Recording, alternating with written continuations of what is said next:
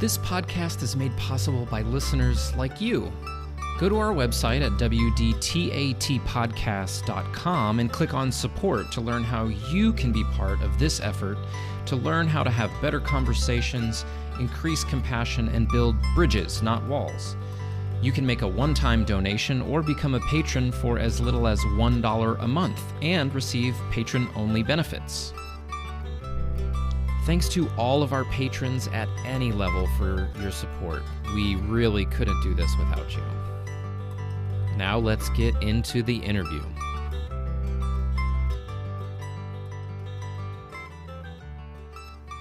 In this episode, I talked to Ammar Ilyas about his podcast, Let's Agree to Disagree. We talk about why we started podcasts, about having difficult conversations, what we've learned, and what we're still learning. Let's get into it.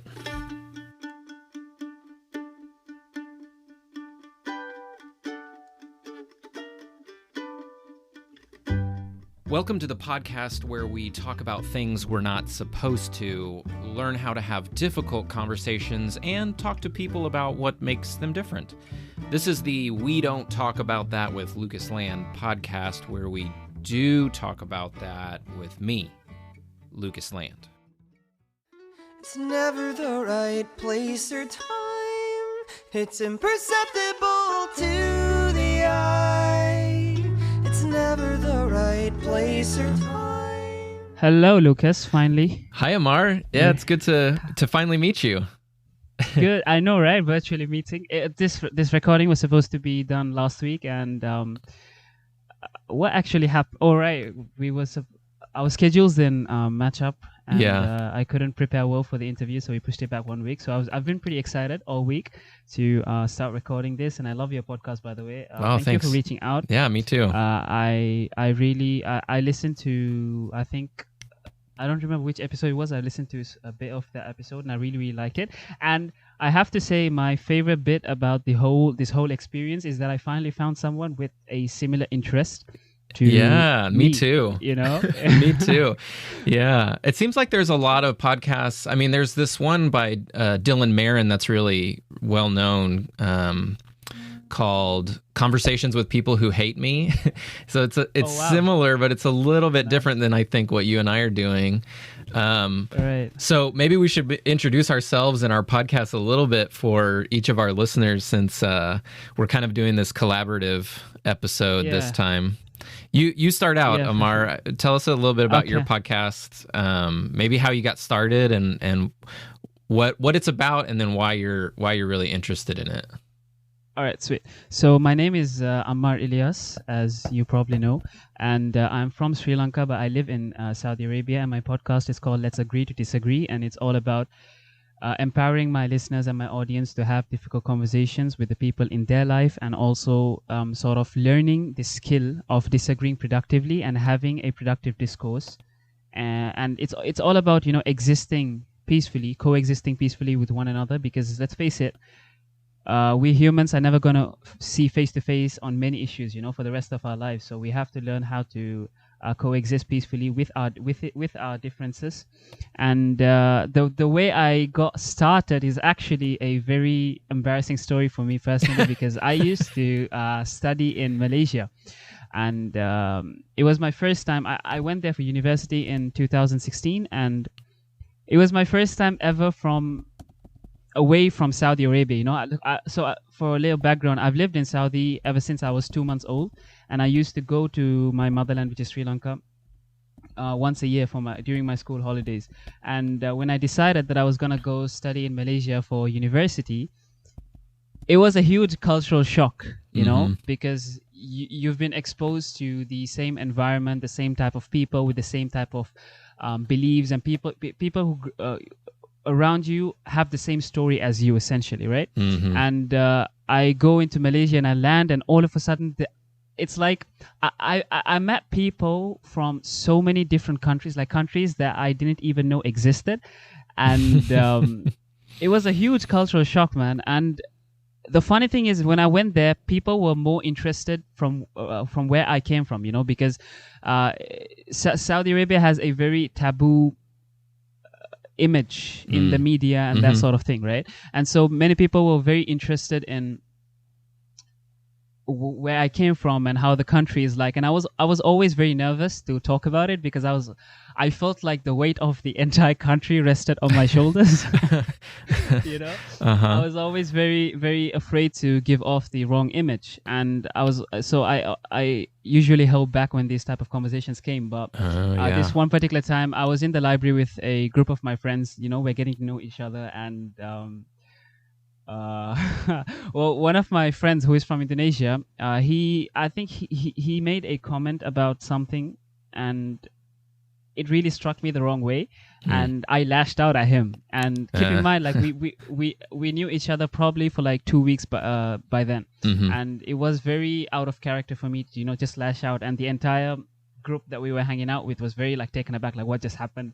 And I was really embarrassed at how I reacted. So I just like immediately got up and left to my room. And while I was in my room, I started thinking like what really made me react that way, because all he wanted to do was clear up what he believed was true. And me reacting the way that I did really painted a negative picture of where I'm from. And so this is sort of like the spark of the idea of how do you go about talking about things that have how do you go about talking about things where other people have a different picture from what you believe in, and how do you collaborate on that topic, and how do you exchange ideas without getting offended, without getting angry, and how do you make the whole discussion a productive one? So this is how I started. And that was 3 years ago. And I started my podcast like 6 months ago, I think. So it's been like quite a while since I actually decided to do something about it. But so far it's been quite a fun journey, I have to say. Yeah. So what about you, Lucas? Yeah, you know what? You're reminding me of my own embarrassing moments having similar. I went to seminary to study theology and was many years ago, graduated in 2008. So I'm getting old, so I forget. But I remember similar things where I disagreed with somebody in class and would come on really strong and feel like I had to kind of win the argument. And had a few incidents where I realized, this is not good. Like I was trying to win arguments for the wrong reasons, and really trying to like somehow cut someone down, and win, even though I felt like I was right, and maybe even arguing for something that was good. Or even righteous, maybe, but for the wrong reasons, and ending up like not being the kind of person I wanted to be in order to win. And so I started realizing things about myself too when I was engaging with people that I didn't agree with, and thought, oh man, this is so that was many, many years before I started my podcast. I just came up on a year of We Don't Talk About That with Lucas Land. And I was living in Bolivia when I started the podcast, working with Low German Mennonites who are similar to the Amish in the U.S., but they live in kind of throughout Latin America. And they live similar to the Amish in isolated communities. So I'm living in Bolivia, which is not my culture. I'm from the U.S., from Texas. And so I'm learning Spanish and learning the Bolivian culture, which is very complex and interesting. And then on top of that, I'm learning how to speak Low German with these Mennonites who live in colonies separate from everyone else and have a very different culture from the country that they're in. And so kind of like you, there's lots of culture shock and mix of cultures, and trying to figure out, wow, how do I even navigate all these differences and talk to people that are so different from me and then so different from each other.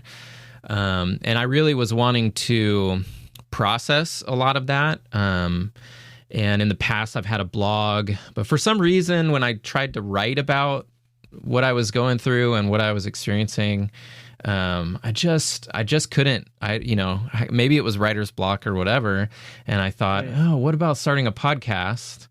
And then I had some encouragement from some friends and said, all right, yeah, let's jump in and do it. And it's been really fun. It's been a really cool journey, talking to lots of different people. I mean, I never would have thought I would have connected with somebody like you too, from places I've never been to, that I would love to visit. So it's been really cool. And I feel like I have learned something from every episode that I've done. And I kind of feel like that's, for me, as long as I'm getting something out of what I'm doing, I want to keep doing it. I mean, I want other people to benefit from it. But hopefully, if I'm getting something out of it, then whoever listens to the episode is getting something out of it too. So I want to go ahead. Go ahead. No, go ahead, please. Oh, I was just going to say, I've listened to your podcast as well. And I like, one of the things I really like about your format that I don't do as much that I want to do more of is I've done one episode with a friend where we focus on a topic that we disagree about and then try to hash it out and talk about it. I'm a little bit of a coward, I think, because that's really hard to do and do well. And the one time I did do that, I did it with a friend who I knew, we were going to get along okay. It wasn't going to be it was sort of like a soft attempt to have those hard conversations. And all of your episodes are, one topic where you're going to be on one side or the other, and you're going to have to talk about what you really, really disagree about. And so I love that you're doing that. And I want to do more of that on my podcast. Well, it's interesting that you say that, because I really resonated with the fact that you learn something each time you do an episode, because ever since I started the podcast and my friends have gotten to know, they refer to me as the podcast guy. They look at me as an expert in the field just because I started a podcast, right? I've all of a sudden become the expert on how you can, handle arguments better, which is really not the case. Most of the time I feel like I'm the noob, and I learned so much every time I have these conversations in the episode that you're talking, the episodes that you're talking about. But when I started my podcast, it was more of, quarantine had just hit, and everyone was kind of bored, and I've always had this in the back of my mind. It would be really cool to start a podcast, and when I did start, it was more of a social experiment, you could say, because I really did not know if I would want to do this long term. But the moment I started doing it, and I started experiencing what I was learning, firsthand by having these conversations with my friends. Keep in mind, these people that I'm having on the episodes, they're people that I talk to every day, but the conversations are, so different, and you rarely have these type of conversations where you really sit and talk about things that you disagree with your friends, with your family, and so on and so forth. And it really goes to show how much these conversations are really lacking in our day-to-day lives, and how powerful they could be if we really do make it a point to have these conversations more on the regular, And so I was also wondering how for the listeners out there, what is the difference between our podcast? Like, how do you run your podcast? Like, what is the format of your episodes compared to mine? Yeah. So I focus on, a lot of times it is topics that we kind of avoid, but I'm usually interviewing somebody that knows more than I do. Like you said, people can kind of see you as an expert, and we live in this day where, anybody who has a platform suddenly is an expert. And I'm glad that you and I both are saying, no, we're not experts. We're doing this to try and learn and grow and help other people. Yeah. So I try to have people on that might know about a topic that's controversial. So, I've had episodes on everything from immigration, and I have a friend who's an immigration lawyer here in the U.S. who came on to talk about, what is the law really, to help us talk about and what are some of the myths about this. And so that's a lot of the episodes. We've done episodes on race, on LGBTQ identities, and just trying to help people have an understanding of different topics that that we don't talk about. Mental health. I did one recently on eating disorders, homelessness. I mean, there's so many things that day to day, I mean, we don't bring those things up with our friends, like you're saying. Your day to day conversations with those friends you're having on your show is not the same as what you have on the show. So trying to bring them up and talk about them. And then the other thing that I do, because I have found it very helpful, is talk about ideas or frameworks, different models, things that can be helpful for people in having different conversations. So the very first episode I did was on what's called nonviolent communication. It was invented by this guy named Marshall Rosenberg, and we use it a lot with my community here in the U.S. And so I had my friend Kelly on to talk about that. I've had people on that are conflict mediators, that's what they do in international settings all over the world, and they talked about what are the tools that they use to deal with, really heated conflicts between like governments and corporations, or all kinds of things, and what are the tools that help them navigate those and help those different parties like come to agreements and stuff. Right. I did a few. That's very cool. Yeah, I did a few episodes on this thing called spiral dynamics that I really, I would totally recommend people check it out, because I find it really helpful in understanding why people come from different perspectives, and maybe why you have a hard time talking to them, maybe why you get stuck, because we all go through, the basic concept is we all go through different levels of development, and even maybe cultures go through that as well. And so if you understand where people are at in this like spiral, you should listen to the episodes to get more. I'm not an expert on that either, which is why I had a guy from Australia on to talk about it, and he really breaks it down well.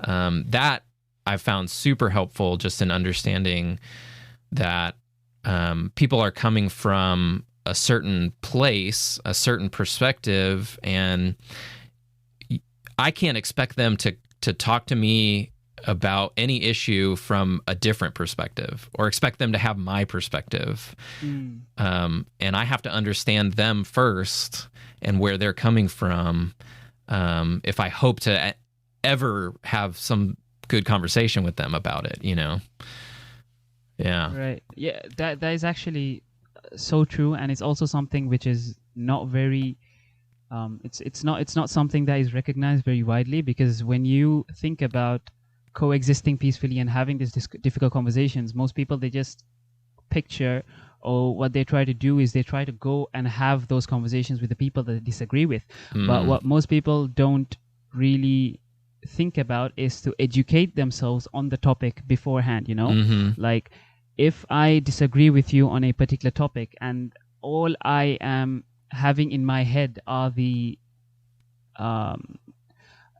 information and the data that I have been fed and that I have been feeding myself from my perspective only, and so when you go into this conversation with a person that you disagree with, you're only going to be talking about the things that you believe in and the things that you understand from your perspective, and not from the other person's point of view. Like, you don't know what the other person is, why the other person believes what they believe in, So the conversation really becomes one-sided, because you don't take the time to educate yourself on the topic. Like, what are the other point of view in this matter? Why do people believe this? So when you go into these conversations, you are going into it with an understanding of why the other person has the point of view that they have. And I've found that this plays a huge role in facilitating the discussion and making sure the discussion ends on productive terms rather than, on bad terms. Yeah. So for you, what are some things that have helped you? You shared kind of your embarrassing moment of disagreeing with somebody and being really frustrated. What has helped you get to the point where you are now, where you're doing a podcast about disagreeing and choosing to have those conversations and finding them to be more productive? Well, I think it helps because in the first season of my podcast, I was doing it with my friends, right? And it was it was issues that we disagree on, but it wasn't personal issues. It was more of a socio-economic type topics, like should billionaires exist, what a plastic pollution, and that sort of thing.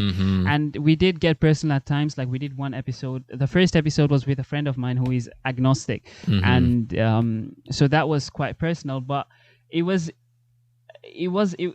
never a situation where we offended each other because we both knew what we're getting ourselves into. But what I did find is that these conversations that I had in, you can say, a safe, controlled environment sort of help nurture my abilities to handle conversations that are not planned. That if I suddenly find myself in a situation where I'm disagreeing with someone, I tend to think more now on how can I handle the situation in a better way, or what can I do to make sure that we both get something out of this conversation. How can I not put myself in a position where I completely disregard what this person is saying?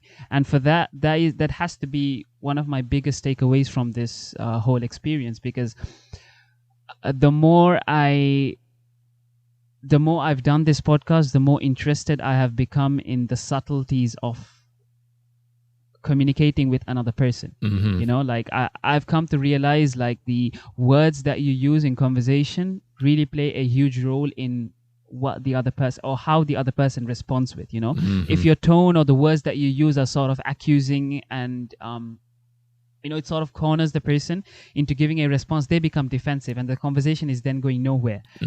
So it's these sort of small subtleties that I've come to realize that play a huge role, and it's been quite fun to learn about this. Like, I've been trying to document this in my Instagram channel and talk about the things that I'm learning as I go through this podcast journey, and sort of putting my lessons and things that I've learned into small videos and posting them on Instagram. So it's been quite fun, and it's been a really time-consuming task, which I really, really enjoy, and which I'm very thankful for, given the current situation that we're in. So yeah, and which is why when you've reached out to me through via email, I was very excited, because I was like, finally there's someone who has the same interest as me, because my friends don't get it. I can't talk about this stuff with anyone else. Yeah. So yeah. Yeah. I really resonate with what you're saying 100% about the way that the conversations that you and I sort of curate, or we have a little bit of control over what it's like on our podcast. But what happens, most of the time is we're not bringing up these conversations on purpose. We get hit by some meme that somebody posted on social media, or something that somebody says that all of a sudden brings up feelings of like, oh, I don't agree with that at all. How do I even talk to them? And we either avoid talking to them and try and change the subject, or we get into these like arguments and heated discussions on Facebook or wherever. And I found the same thing. And I think it may be a really important lesson that I've gotten from this, that having safe environments to practice really is a key part of how we can work towards being able to do it better when it blindsides us. If we don't practice, then when we're blindsided, we're not ready. We're not prepared. We don't know how to handle it. We don't know what other options there are besides like just reacting. And then that's what we do. We just react. So, So hopefully, hopefully what we're doing when we have these conversations is helping people kind of have a little bit of that space to listen to what we're doing and prepare and go, oh, I could react differently, or I could think about this differently, or be more curious, rather than just reacting. It's about trying to inspire your listeners to really go out and have what's the conversation you can have today that would squash, like, for example, if you have someone that you have never spoken to for a really long time because you really disagree about something, how can you approach that conversation, and how can you really squash that beef, bury the hatchet, and try to live a more peaceful life, the coexisting part, because it's not always easy, because things get really, really personal, and it's never easy to squash a beef that you if you haven't spoken to a person for a really, really long time. But something that I always say is that learning to disagree productively and having these difficult conversations is a skill, just like you would learn to ride a bicycle, or just like how you would learn to code. That you are always going to make mistakes, and God knows how many mistakes I've made throughout this podcast that that my audience hasn't seen. And I still find myself getting annoyed and getting angry at people. And like when I'm in bed trying to fall asleep at night, I think to myself, maybe I could have handled this position better, or this situation better. I could have said this instead of that. So it's still a learning experience for all of us. And I don't think you can ever be an expert in disagreeing productively, but what we can do is get better one step at a time. And there's this guy called David Dylan Thomas that you should definitely check out. He is his area of interest is largely what you call correlating with ours, in that he really researches and he's written a book called Design for Cognitive Bias, and this is how the subtle cues in our environment and about ourselves really affect our behavior towards other people. And so I did a podcast with him for season 2, which will be this episode will be airing with that season as well. And he was telling me how many people, when we think about learning to disagree productively, all we think about is talking, how talking and explaining our points better. How can we assert ourselves better so that the other person knows that we are right? But what he says is, if the number one key to anyone that wants to improve their skill in learning to disagree productively is to listen. And the less you talk, the better you are at that skill. And he says that when you really give a keen ear to the other person's point of view, you really develop an empathy for that person, and you really begin to resonate and try to, you really begin to understand where that person is coming from. So I realized that when you are having these difficult conversations, it's really important. I mean, it's more important to listen than it is to explain your point of view, because when you hear the other person feels heard. In return, the other person will make you feel heard as well. So it's sort of like a give and take relationship, Yeah, that's really interesting. I've wanted to do a whole episode on cognitive biases, because there's so many tricks that our brain plays on us. So I'm looking forward to that episode from you, because there's so many things we're not definitely have him on. Yeah, there's so many things we're not aware of that are at play sometimes, and even. I think a lot of people are think they're smarter than their cognitive biases, and sometimes I know about confirmation bias, so I'm not going to fall for that because I know about it. But that's not true. That's not how it works. You can know about it, and you're still going to fall for it because it's just how our brains work. Knowing about it can help you be aware of when it's happening, but it's not going to make it go away. So I really want to have somebody on to talk about that. I'll have to reach out to him. I will give you his contact details. That'd be great. But he's a really interesting guy, and his research extends so much and so deep, because I realized that before talking to him, I thought that learning to disagree is sort of like a narrow niche field.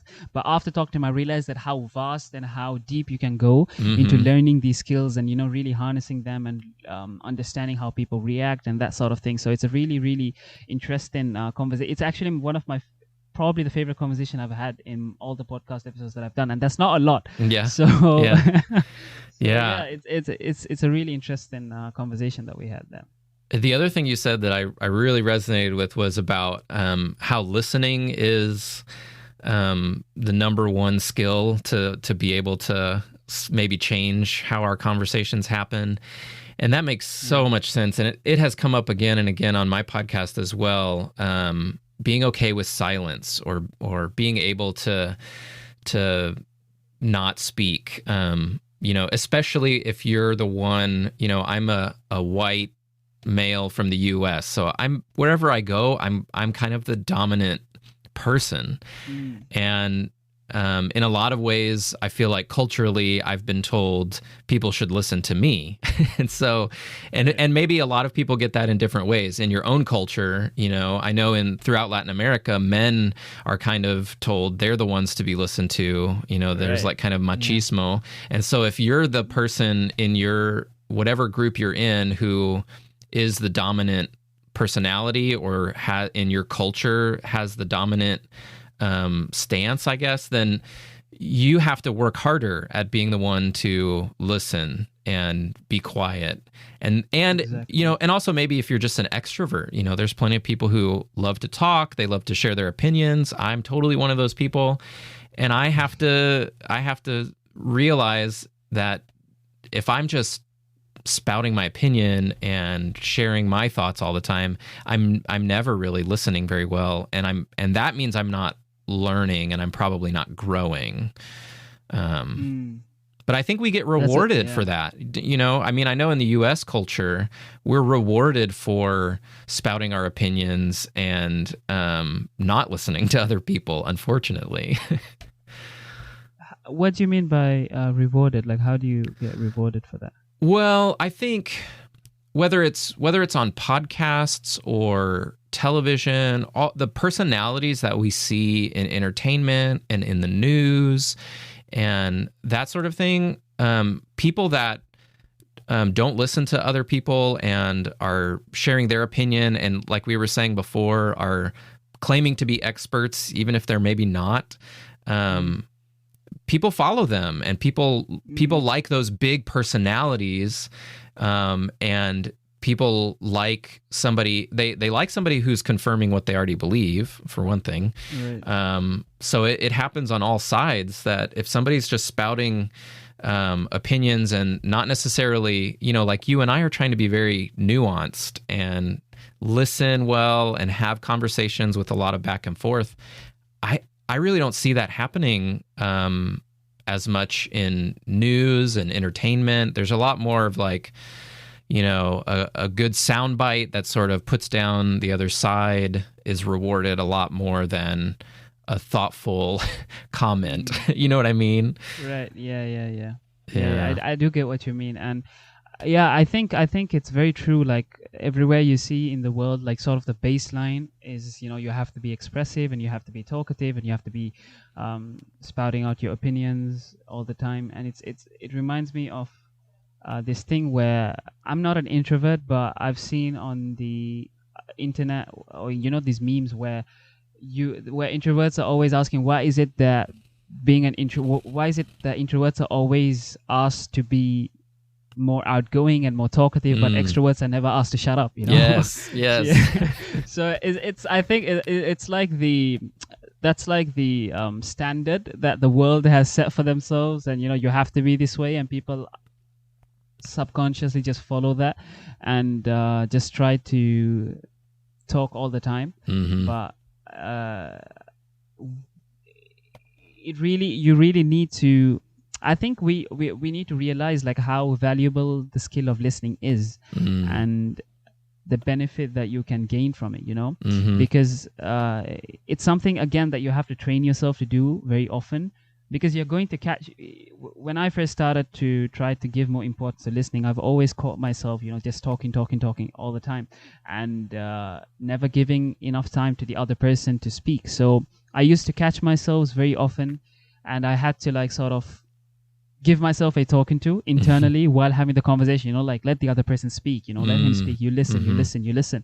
And over time, you sort of like internalize that concept, and it becomes easier for you to become a good listener. But it's something that we have to consciously practice, and only then can it's like basically any other skill, you have to keep practicing that skill in order to master it, and that is how you can do it. But I've always thought to myself, like, many people they go about their lives without really realizing how they how they're conditioned to be, like if like the only reason why I place importance on disagreeing productively is because I went through an experience when I first went to Malaysia. It's the same for you. You went through experiences that made you realize that there is a problem, or like we don't do this part of this aspect very well. But when you look at the world at large, 7 billion people,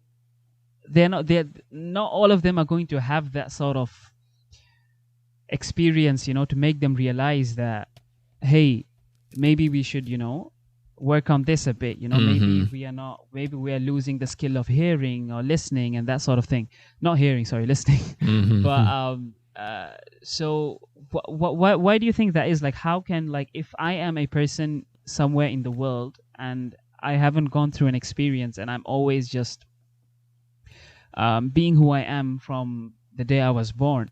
So like, how can we like better pass on this message, if you will, or speak to the importance of these skills and having these conversations? Like, how can we better spread this message to other people who are not exposed to these experiences?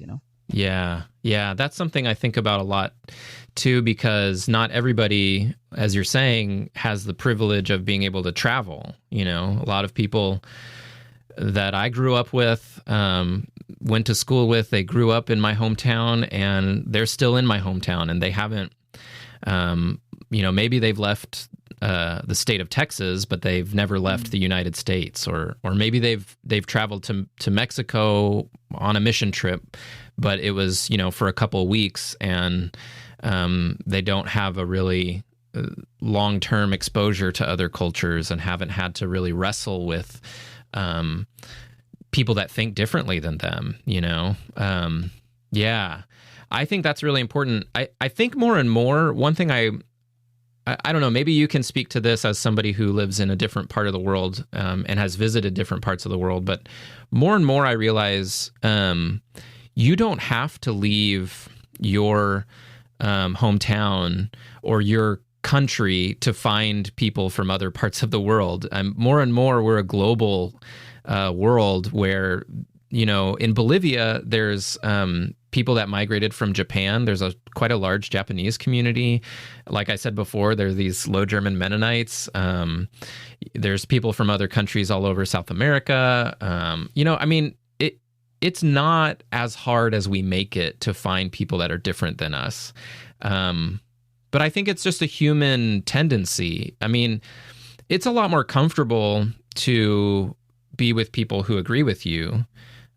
We can't live forever in like constant disagreement, constant fighting about things, or constantly being bombarded with things we disagree with. There's got to be a balance, and so it's okay. That's normal part of life to find comfort, to be able to relax, to not always be on and have to defend yourself or whatever. Your friends that you're, talking to when you're hanging out, you don't want to fight about things all the time because it's not fun, And maybe what you and I are doing is saying, in part, it can be more fun if we work at it, but also,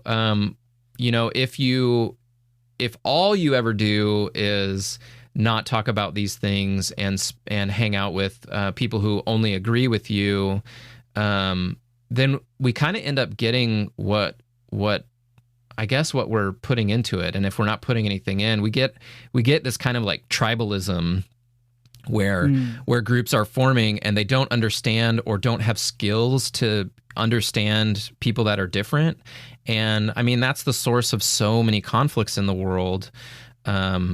We do need people.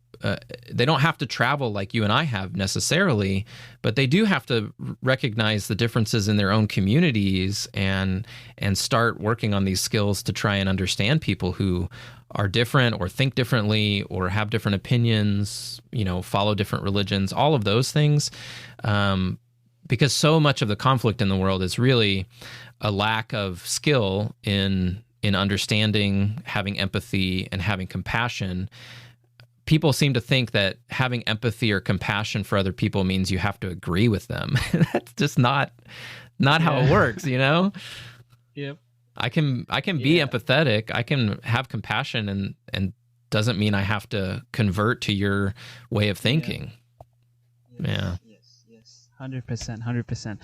But you know, the point that you raised about how we make it more harder than it really is, when you don't, like, you know, the point about you don't really have to travel to expose yourself to these different ideas and different walks of life.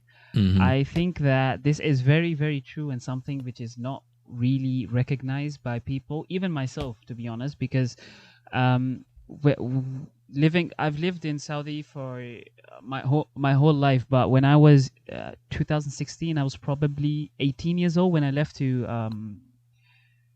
Malaysia. So before I left to Malaysia, I've always like been exposed to just one group of people in Saudi Arabia, like people who follow my religion, people who are from the same country as me, people who go to the same school as I do, and you know, so I was always exposed to the same stories, the same walks of life, the same experiences, the same values, and the same, you know, that sort of the same opinions, more importantly. But when I went to Malaysia, Malaysia is a whole lot more diverse than Saudi generally. But the university that I go to is especially diverse because people from all around the world came to study there. And so exposing myself to these different personalities and different cultures and opinions, it really broadened my mind and made me an open-minded person. So when I came back to Saudi Arabia, it was like a third eye, because I instantly recognized the different groups of people living in Saudi Arabia as well. You know, it was more about, like, before I went to Malaysia, I was sort of confined myself to the same group of people. I never really hung out with the rest. But the moment I came back from Malaysia, I started seeing things differently and started hanging out with more people and, you know, talking to more people and not really constricting myself to one group, you know, and that has made my experiences more enriching, because different people are interested in different things. So when you mingle with different groups, you get experience in many different things, you know what I mean? And life becomes more interesting because of that, and you make new friends and you listen to more stories. And I've realized that there is a direct correlation with how open-minded you are and the amount of different people that you talk to and have in your life. I don't know if that rings true to you, but it certainly has for me. Yeah.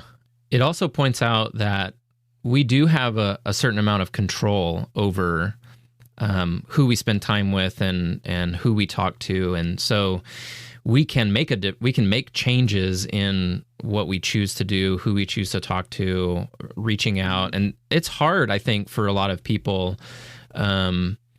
One experience I think I've shared before, when I was in seminary studying theology, there was a sign up for a Black student group. And I am not Black, I'm white. But for some reason, I said, I want to support this group. I'm going to go to the meeting to see if I can be a part and help and support them. And they were super welcoming, and I was the only white person in the room. Later, there were some other white people who joined to help support the group and promote what they were doing. But that's like you're kind of crossing a line right into another group, and having to. It's a little bit risky, and I think it feels vulnerable to do that. But it is a choice that we can make, and I think what you find when you are vulnerable and you do step out is that people honor that in general. I think for the most part, people see, oh wow, this white guy showed up to our meeting. Let's show him some respect, because that right. took some guts. You know, everybody's not doing that. And so when you cross those dividing lines, I think people pay attention and they honor that risk that you're taking a little bit. Obviously, as long as you're being respectful and that sort of thing. But we do have the ability to make those changes in our lives and make those choices, like you're saying, that make our world a bit bigger. Yeah. Yeah. We could probably keep going, man. We could probably we should probably have a part 2, after we've done some more episodes and talk. Yeah. But maybe it's getting close to time to wrap up. Do you want to share a little bit about where people can find you online, and any closing thoughts that you have, I guess? Yeah, for sure. So You can find my podcast, Let's Agree to Disagree, on all the standard streaming podcast platforms. Keep in mind, though, I did start as a hobby, so my consistency is not very good. I'm working on it.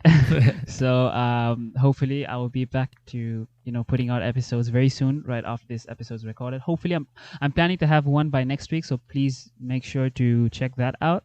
It's Let's Agree to Disagree, LET''S, Agree to Disagree. And you can find it on Apple Podcasts, Google Podcasts, Stitcher, all this, Spotify, all the standard podcast streaming platforms. And also make sure to follow me on Instagram, which is also Let's Agree. Wait, hold on, I have to double check my handle. I'm so bad at this. I'm very sorry. I'm sure people you wanna talk about yours? Yeah. So we don't talk about that with Lucas Land. Our website is wdtatpodcast.com. And then on all the platforms, Twitter, Instagram, Facebook, we're at WDTAT Podcast. So you can find us there. Yeah. Did you find your Instagram handle? Yes, I did. So my Instagram handle is it starts with an underscore and then it's just Let's Agree to Disagree. I'm still working on the whole. I'm not as advanced as Lucas is here, but I'm still trying my best to put content out regularly. And so please do make sure to follow me on all these platforms. And I urge all my listeners to follow Lucas. His podcast is wonderful, and I really resonate with what he's trying to do, and it really speaks to me. So thank you, Lucas, again for reaching to me out. And before we close, if you have one advice for all the listeners on what they can do to improve their journey to have productive discourse and having these difficult conversations, what would it be? Well, I would encourage them to listen to your podcast. That's one thing that they can do for sure. Yeah. One thing that they can do. One thing that has come up over and over again on my podcast, and I feel like probably can't say it enough because it's really true, but it's really hard. Like a lot of the things we've talked about, is you have to do your own work. And you can't expect other people to engage in better conversations with you if you're not doing the work to bring your best self, your most empathetic, compassionate, understanding, willing to listen self to the conversation. So do your own work, and then you'll see a difference because people respond when we approach things differently. People respond differently. Like Ammar was saying earlier, when you're agitated and annoyed and frustrated, and people see that, they feel that, and they respond to that. And so doing your own work will be the biggest thing that will change the conversations in your life, I think. Yeah. What about you? What you have anything else to add that would be good advice for listeners? I think because the act of having these difficult conversations and approaching these difficult conversations is very scary, and it might be a very lonely road to many people. I think we have to sort of train ourselves to approach them in a more healthier way. And what I've been trying to do is I've been trying to immerse myself in new experiences, regardless of whether that is directly correlated with having a conversation or not. If it is something like if I've never been on a hike, I will go on a hike. If I've never been to see the sunrise, for example, I will do that. And what I find is that these new experiences always fulfill me, and it gives me this sense of feeling, it makes me feel good, right? And so when I'm all of a sudden in a situation where I want to talk to this person about something, for example, but I'm really, really scared, my mind connects this new experience to the results of the previous new experiences that I've had. And it makes the build up to that to talking to this person easier, and my brain sort of like handles the nerves better because I've immersed myself in new experiences. And why should this be any different? That is the logic that I always have in my head before doing something new. Yeah, that's awesome. Yeah. Well, it's been really great getting to talk to you and finding a kindred spirit out there in the world. Likewise, trying to have these kinds of conversations. So thanks so much for talking to me today. This was really fun. You too. Thank you so much. Thank you, Lucas. We're looking forward to your future podcast and connecting in the future as well. Awesome. Thanks for listening. Make sure to subscribe so you don't miss any episodes. You can find us on Facebook, Twitter, and Instagram with the handle @WDTAT Podcast. You can also rate and review us on Apple Podcasts or wherever you get your podcasts. Thanks to Hope Fellowship Mennonite Church for their generous support of the podcast. Also, many thanks to Neil Curran and Infielder for the use of their music. You can find more of their music online at infielder.bandcamp.com. Until next time, keep showing up and keep being brave. What are you gonna do?